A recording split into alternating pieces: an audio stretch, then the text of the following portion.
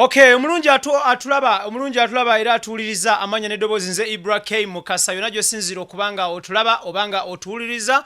Tulisinzidde Kampala, Uganda, WOLOKOSO extra no stress mu UG ye YouTube channel yaffe era nga wano tusinzira ne tubuna ensi yonna. Nyongera okutegeeza nga bwe nakunnyonnyola nti awakoma internet wetukoma wetuka wetutuuka wetatuuka tetutuuka, so we are internet driven and motivated. Njagala kugamba nti olunaku olwaleero omwezi guno ogw'omusanvu tugenda kubanga tusosotola ekipya mu bipya. Yes, ge mawulire amapya amekusifu amasunsule agataliimu nkenyera agataliimu bwekuusa agataliimu kyonna ky'oyinza okulowooza naye nga ge mawulire g'omukyala amanyiddwa nga Rehma Namakula ono mukyala wa Eddie Kenzo gwe tugenda okubanga tutunulira olunaku olwaleero era nga wondabiraawo tuli mu mmotoka tugenda mu lugendo lw'okubanga tusagula tuzuula tufeffeta tumanya tutunulira wano newali ennyumba ya REMA Namakula. Amawulire ag'essanyu agaliwo mu ggwanga Uganda nti omuwendo gw'abakyala abeezimbidde ennyumba zaabwe buli olukya gwongera okulinnya. Awo nno abasiraamu ne tukyebaliza Allah subhanahu wa ta'ala, abakatuliki ne bagamba nti atenderezebwe eyatonda eggulu n'ensi. Mu mbeera eyo ndi mu mmotoka wano nga wondabira tugenda mu lugendo nine ttiimu yange okuli Idris Sarah amwita Idris omuli ttiimu yange okuli Idris Lukwago, okuli mwana mulenzi Kiza Clement, okuli omukyala amanyiddwa nga Aisha Muhammadi okuva wali kwa Islamic University of Uganda, that is Kibuli campus, nga kwotadde n'omukulu Isa Abiri okuva ku Nkumba University. Wano wetutuuse embeera gy'olaba gano ge masaŋŋanzira era nga tugenda kuweta tudde wali naye nga okutegeezaako tusoose ku kiggwa ky'abajulizi tuvudde mu masaŋŋanzira agava Kireka n'agava Ntinda, Bukoto, Najera, Kiwatule n'oluguudo no bw'oba olutunulidde olwo lweyongerayo paka Mukono. So amasaŋŋanzira gano gendimu wondabira essaawa eno tukkiridde era nga wano wetutuuse kyekigwa ky'abajulizi eky'abakatuliki ekidefininga Namugongo nga bwe tuzze tumanyi ffenna nti buli muntu lwayogera ku kigambo Namugongo ekisooka okujja mu birowoozo by'abantu kibeera kiggwa ky'abajulizi. Then tuvuze tutinatina tugenze kati ate wano mu koona tugenda kubanga tuweta mu katini tuve ku kolansi tukwate ekyettaka era nga kino kyolaba nakyo kiggwa ky'abajulizi eky'aba Anglican awaziikibwa owekitiibwa Bishop Nkoyoyo era nga ekiggwa ky'aba Anglican kino nakyo kiriraanye REMA Namakula wali mu kuzimba ennyumba ye. Mukyo okutegeezaako REMA wali mu kuzimba ennyumba ye wano aliraaniddwa amasomero mangi nnyo, aliraaniddwa amalwaliro, that is bw'otunuulira ku byobulamu, aliraaniddwa oba aliraanye amaduuka gayite supermarkets, amasomero, enzikiriza ez'enjawulo omuli emizikiti, omuli amakanisa, omuli ekereziya nga kwotadde n'amalwaliro. Mukyo kitegeeza ki nti omuntu yenna bw'oba ozimba ennyumba olina okutunuulira kye bayita ebintu bino wammanga: amasannyalaze first priority, amazzi national water second priority, amalwaliro singa ng'oba ofunye obulwadde, amasomero abaana ogenda okusoma obutatina ngendo mpanvu nnyo, then n'amaduuka mw'osobola okubanga ogula ebintu ebisookerwako mu kuddukanya obulamu ewaka. Kati ate wano wetutuuse olwo twongedde ekkoona eddala tukkirira okutuuka ku nnyumba ya REMA Namakula. Wano wetutuuse ye nnyumba gy'olengera eyo gy'olaba. Embeera eriwo muganda wange atuliza oba atulaba, ebifaananyi bino tubikutte mu bubba. Mu kyo kyentegeeza nti tubikutte tetuwereddwa lukusa kubanga ennyumba ekyali under construction, teri muntu ayinza kukkiriza kukola kino naye ffe tukikola mu bulungi okusobola okusharinga n'ensi success y'aba y'abayimbi bano oba success y'abatutumufu bano okusobola okumanya nti people are successful and people are doing something great for their life or their nation or their relatives. So tujjayo amawulire gano mu bulungi, fete tutunulira nnyo mawulire makyamu oba mabi oba agesiteza, tutunulira amalungi. So ennyumba eyo gy'olaba ye ya REMA Namakula. Nga sinaba kutotolera nnyumba eno kansooke ngikulekera obeere ng'oginyumirwa wano ne wali bw'oginyumirwa. Katusooke tuyite mu bulamu bwa REMA Namakula yaani. REMA Namakula tannajja kabuna mawanga wano kugasimbagana n'atagenda MC IBRAH, naye insha Allah ajja kujja tugasimbagane awayeeko n'abalungi anyumyeko nammwe abalungi abali abagoberera WOLOKOSO extra mu UG. Era nga munsabye REMA ebbanga ddene insha Allah tujja mufuna tumulete. Tutandise n'obuzaale bwa REMA Namakula. Yazaalibwa nga ennaku z'omwezi 24 omwezi ogwokuna omwaka 1991. REMA mutonyo bannange. Lwakanyiriro kana nakulabika bulungi nabunnya ku matama naye mwana muto. Awanno kubyamu ku kakuuma kakalikuleta ofuna emyaka 28 egiekutte ekitole. REMA muwala w'omugenzi y'omukyala amanyiddwa nga Hamida Nabbosa nga kwotadde n'omugenzi taata omulungi Mukiibi Semakula, bano bonna beddira lugave era nga bagamba gwandugwa bwompa akawalako ng'ebbanja liwedde. So ogwo omubala bwe gutambula. REMA yazaalibwa mu ddwaliro erimanyiddwa nga Lubaga. Yazaalibwa Lubaga Hospital wano era nga REMA Namakula ye last born oba omwana asembayo okuva mu famire ya tatawe ne maama we. Okusoma kwe kuyimiridde bwe kuti yasomera ku Kitante Primary School wakati wano mu Kampala, n'asoma primary n'agimalako, n'agenda ku Saint Bali Kudembe Senior Secondary School Emitala Maria yasomera O level okuva senior esooka paka senior eyokuna. Awo nno munnange ne yeeyongerayo ne senior eyokutaano paka ey'omukaaga. REMA ono yabeerera Emitala Maria yayimba mu school choir ya Mitala Maria okumala ebbanga ddene okuviira ddala nga akyali mwana muto okuviira ddala mu senior wano, kubanga wano essomero gano agakkiririza mu kuvumbula ebitone by'abaana. REMA y'ekitone baakizuula mu music n'ayimba mu nnyimba z'essomero mpitirivu nnyo era wano we neebaliza omwami amanyiddwa nga Paul Saka eyazuula REMA yamuzuulamu ekitone ky'okuyimba ku St. Bali Kudembe Mitala Maria, era nga omwami ono we nasemberayo okumanya nga akyali mwami w'omuyimbi Helena Nanjego yayimbanga nnyo emikolo, naye kati simanyi oba bakyali bafumbo oba tebakyali bafumbo, naye nga kyemmanyi nti bakyali bafumbo, nkyensabira babeere. So mu mbeera eno REMA Namakula bwe yayita sini ey'omukaaga n'obubonero nga bwa waggulu nnyo obusanyusa, n'agenda ku university emanyiddwa nga Kyambogo University, era nga Kyambogo University eno settendekero lya gavumenti eritendeka mu ebiti ebyenjawulo mu masomo ag'enjawulo. Bwe yatuukayo eno n'atandika okusoma, wabula ekyennaku ekiriwo oba ekyaliwo REMA kwe kudropinga out of school. Yafuluma mu ssomero, sinti yali afunye olubuto, sinti baali bamugobye fees, sinti oba yali yeekalakasiza ku ssomero, wabula yavaayo olw'okuba nti music gwe yali ayingiridde yali abanja nnyo, so nga tafuna budde bwa bitabo. Era mu luzungu abasomyeko munjulira kino kye bayita okusaba dedia, nti newenjogerera wano REMA asobola okuddayo ekyambogo n'addamu n'amala diguri ye. Nga tuvuddeyo bwe tutunuulira REMA okutandika okuyimba, yatandika okuyimba okwokurekodinga mu vaaka ya siniya ey'omukaaga, n'ayimba mu first year ku university, then oluvannyuma omukyala amanyiddwa nga Halima Namakula wano wonna yajja atembeeta REMA Namakula ng'amukwatako, bw'amulabirira, bw'akolaki, bw'amuteeka mu makubo amatuufu okusobola okubeera ow'omugaso eri nsi yaffe eno Uganda. Era abantu abasinga balowooza nti Halima Namakula ye maama wa REMA Namakula. Nedda munnange si ye maama we, naye oyinza okumuyita godmother mu lulimi luno olufutifuti oba Olungereza.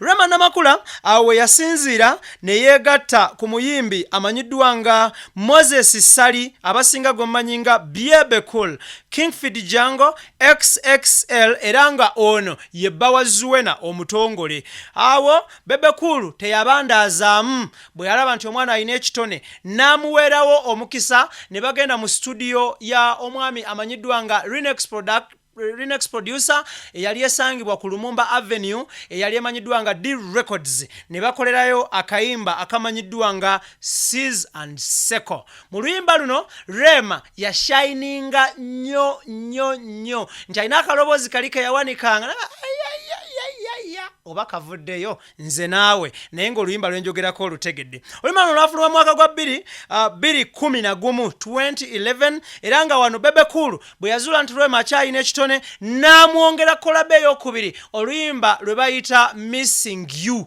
Oluyimba luno balushutingira ku nnyanja nga bali mu lyato ery'ekika kya kanu mu lulimi oluzungu, eryato ery'embaawo. Eyo kolabe ey'okubiri yatambuza nnyo REMA n'akola bulungi nnyo. Awo nno REMA ng'ali mu Gargamel oluvannyuma yatandika okufuna empuliziganya ey'ekyama oba communication ey'ekyama n'omuyimbi amanyiddwa nga Eddie Kenzo BET Award winner. Era nga mu mbeera eyo Kenzo wano yagamba REMA obugambo obuseenenkerevu obutamuganyanga kuddayo mu Gagamero bandi kubanga asobola okukola practice oba rehearsal. Awo REMA n'agenda ng'amenyeko omutima mu bulungi si mu bubi, ng'omutima gumunafuwa ng'atandika okutegeera Eddie Kenzo gye byagenda okuggwera nga REMA adduse mu Gagamel mu bulungi si mu bubi kubanga tebamugobaayo, tewaaliwo mberebezi yonna, teyayomba na mukama we.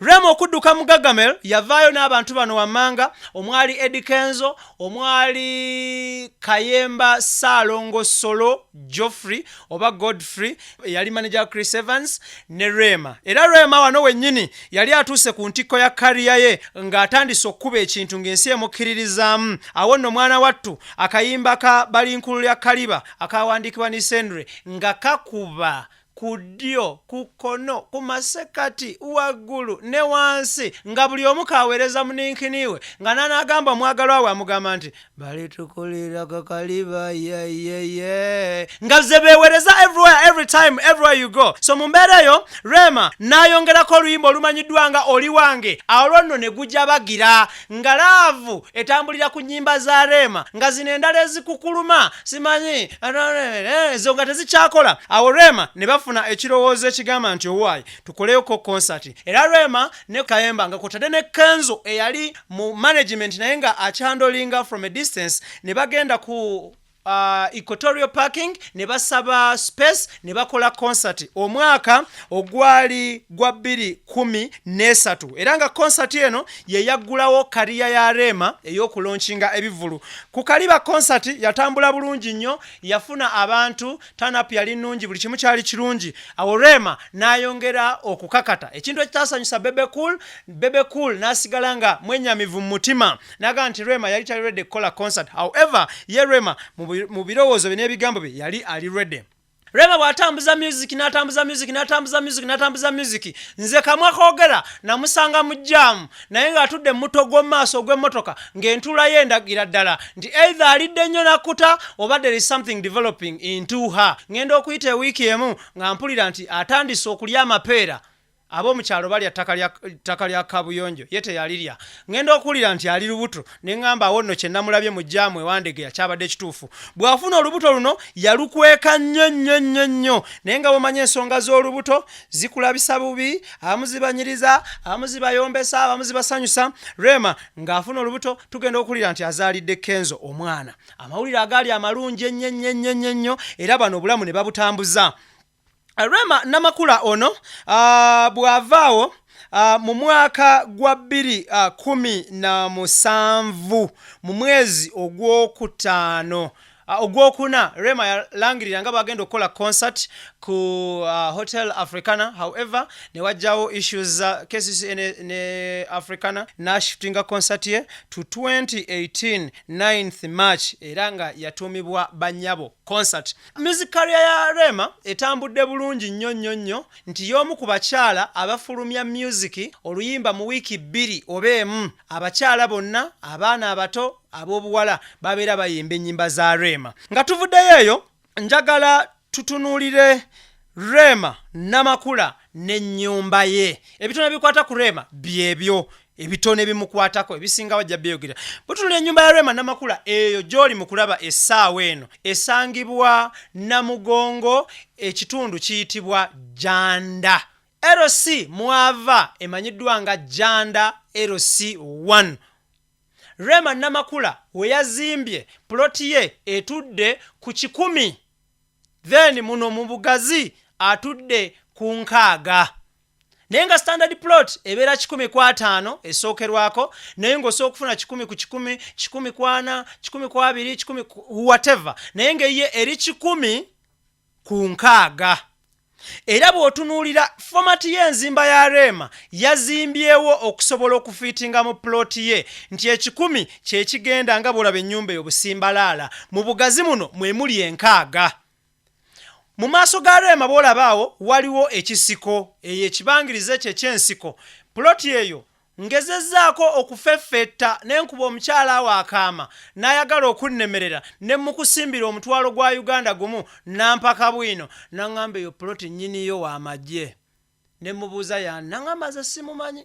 Mulaba wano ng'ajja n'emmotoka z'amagye n'avaamu n'atunula ng'amaaso agayisa ku nnyindo bw'ati ne mmanya nnyini ploti ateeka okuba ava somewhere. So mu mbeera eyo nnyini ploti eyo w'amagye ye neighbor wa REMA. Ku sayidi eri gy'olengera fensi eriko razor wire, barbed razor wire, ewo we bayita ew'omwami amanyiddwa nga Musiraamu oba Haji Musiraamu. Wansi eno gy'olengera bye bikomera byonna abo bonna bakungu mu gavumenti ey'amasekkati oba central government eya Uganda. Ku mabbali eno aliraanye omukyala ayinawo akaduuka. Mukyala oyo be bamu ku bataka b'oku ttaka lino wano we tuli.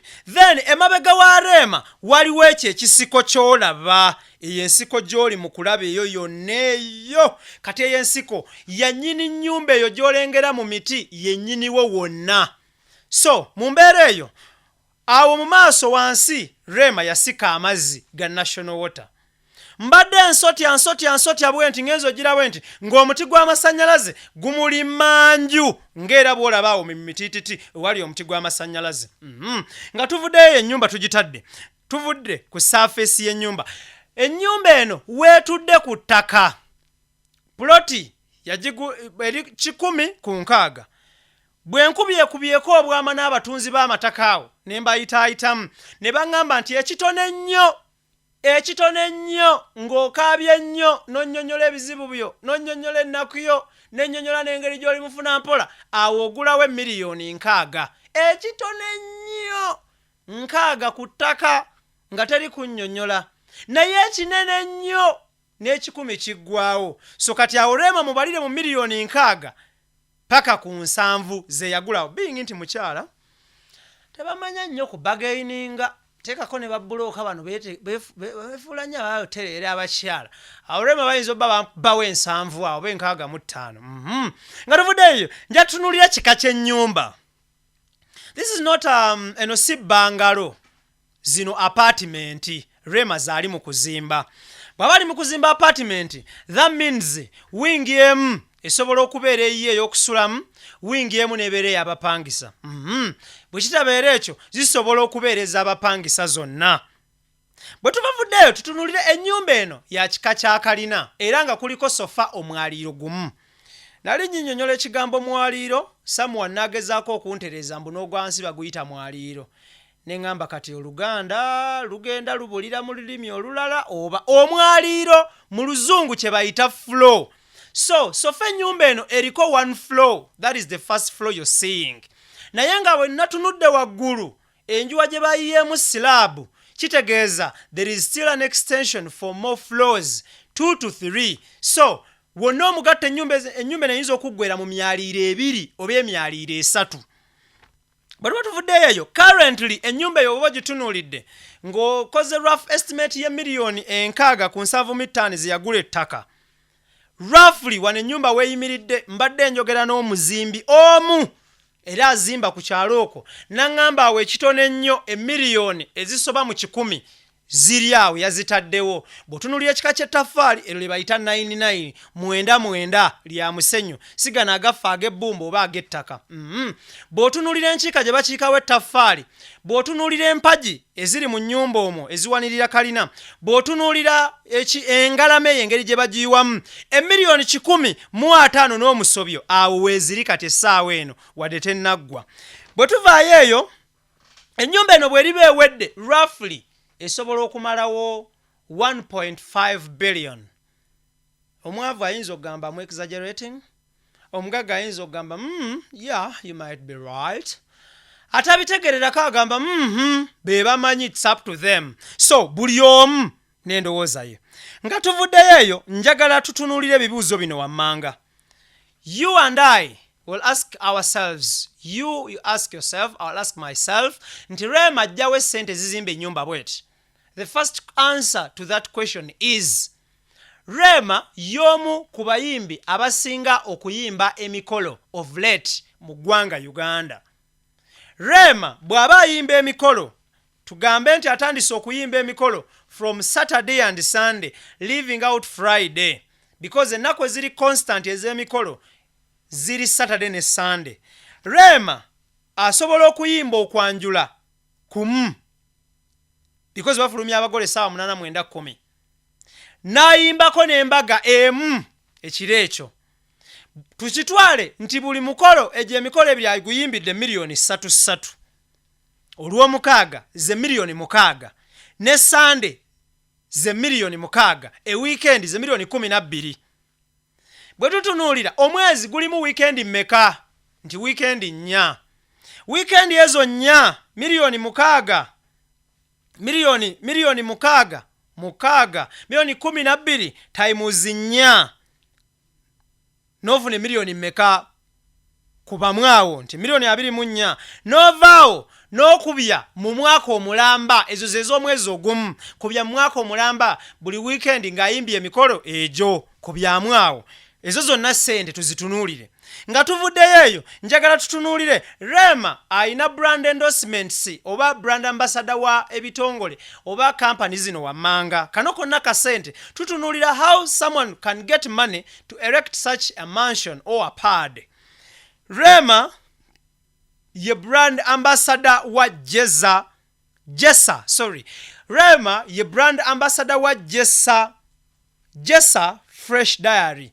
Era akalango kano mukalaba billboards muziraba ne muwalawe, ezo zonna ssente. Nze naawe tetumanyi yasayininga ssente mekera kumala bbanga ki.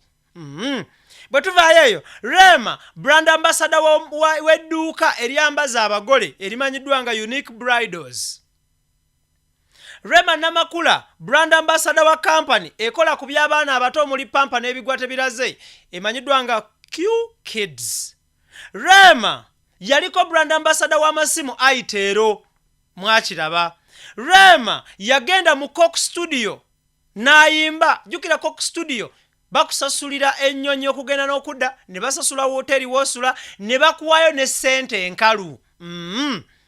REMA yaliko akyali brand ambassador w'obuugi bwe neerabidde erinnya oba obusera bwe neerabidde erinnya, n'ebirala bingi nnyo byatayatula. Awo nga tuvuddeyo, njagala tutunuulira akameeza ka REMA ewaka.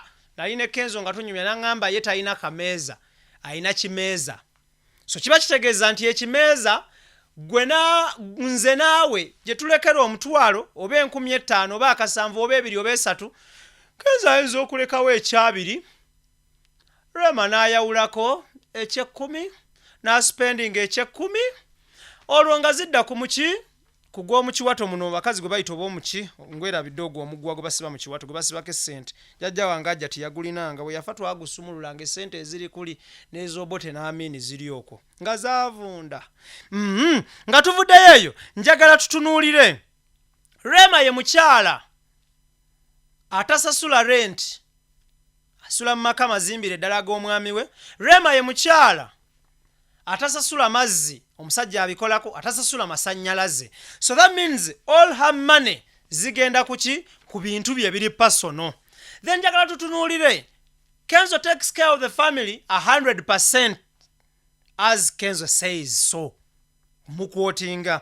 So tutunulira tujustifyinga REMA afuna atya sente zino kola kino. Then nga tuvuddeyo eyo njagala tutunulire REMA concert ye ey'abanyabo. It is one of the most outselling concerts mu music history wa Uganda.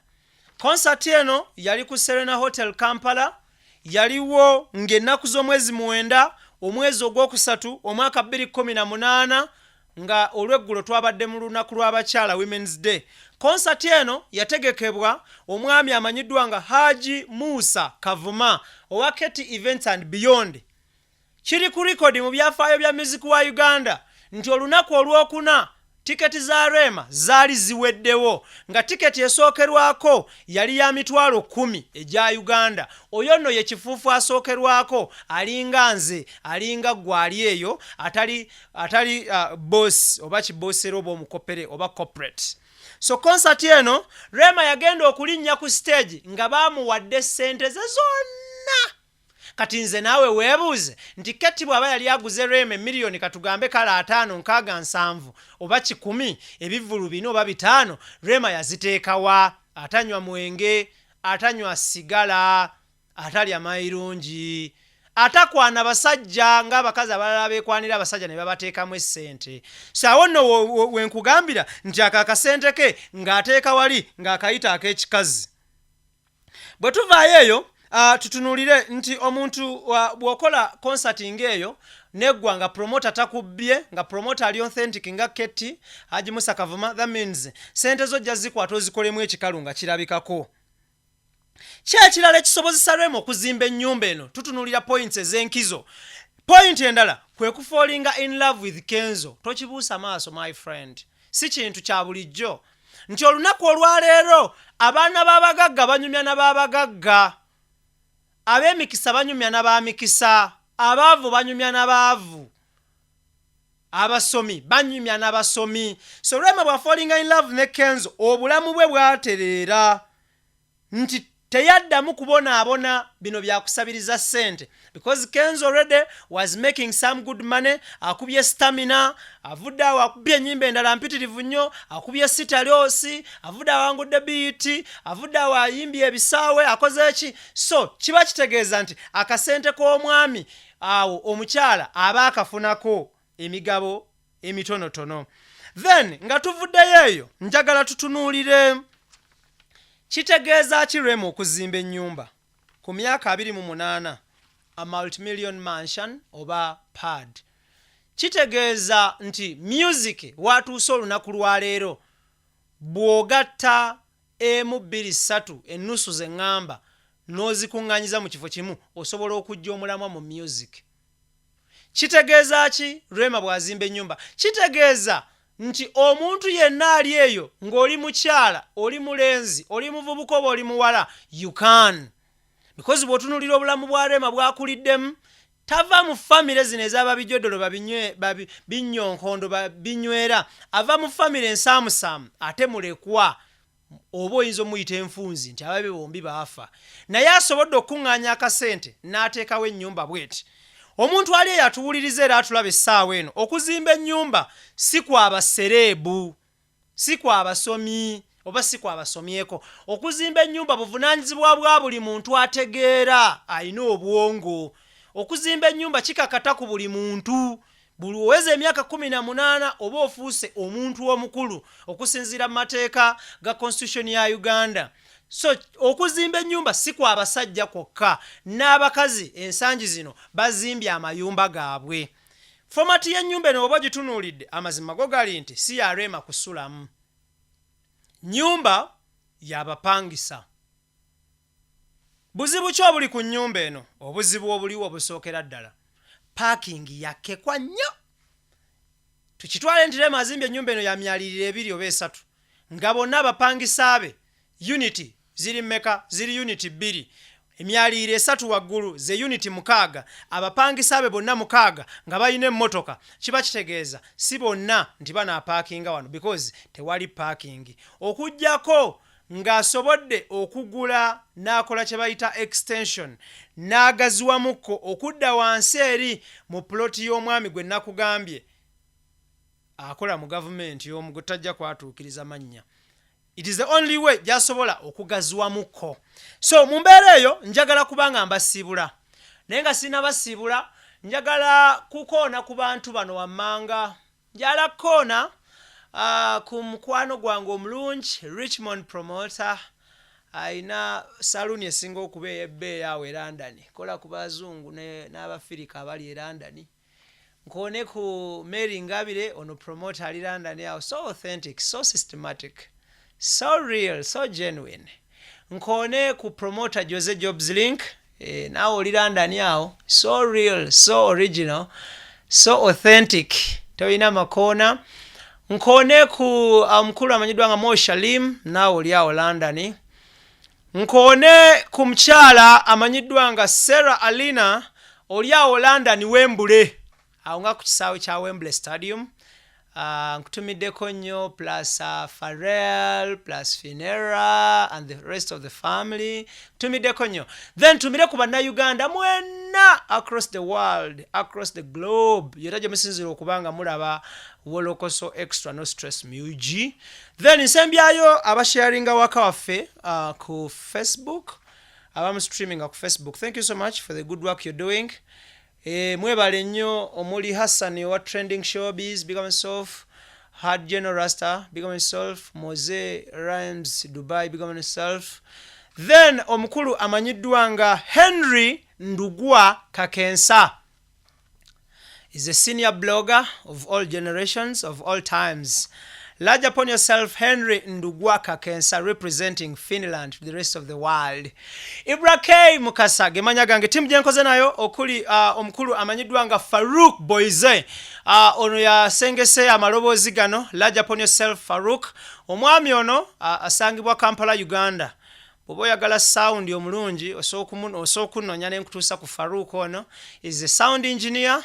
Well trained, so professional, so real, so authentic. Large upon yourself, Farouk.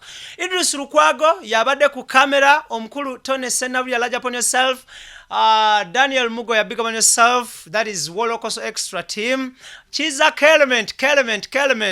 Ngono mkulu yakulira ebyentambula mu Wolokoso Extra. Chiza Kelement, large upon yourself. Then Aisha Muhammad okuvaawo ku Islamic University in Uganda Chibuli campus, big up on yourself. Obaddewo ku script yawo no kwasaganya script. Then omukulu amanyiddwa nga Isa Abiriye oyo okuva ku Nkumba University. Now thank you so much okubanga obaddewo with our team netukwasaganya ekintu. Njala kubanga basibulira nga mbagalizaawo olunaku olulungi. Big up on yourself Shiba. Shiba yakamala okutulaga ennyumba ye gye buvuddeko wano. Omuyimbi Banjoman naye yakamala okutulaga ennyumba ye gye buvuddeko wano. King Saha ali mu kuzimba njajji baleetera. Ann Kansime njajji baleetera. Munji njajji baleetera. Who else? N'abalala bangi abali mu kuzimba ba celebrities nja kubanzi baleetera. IBRAH Mukasa gemanya gange yatakoga, atageja, atagenda. Commonly known as Judge Potential. Mubeere bulungi, omukama abampere omukisa.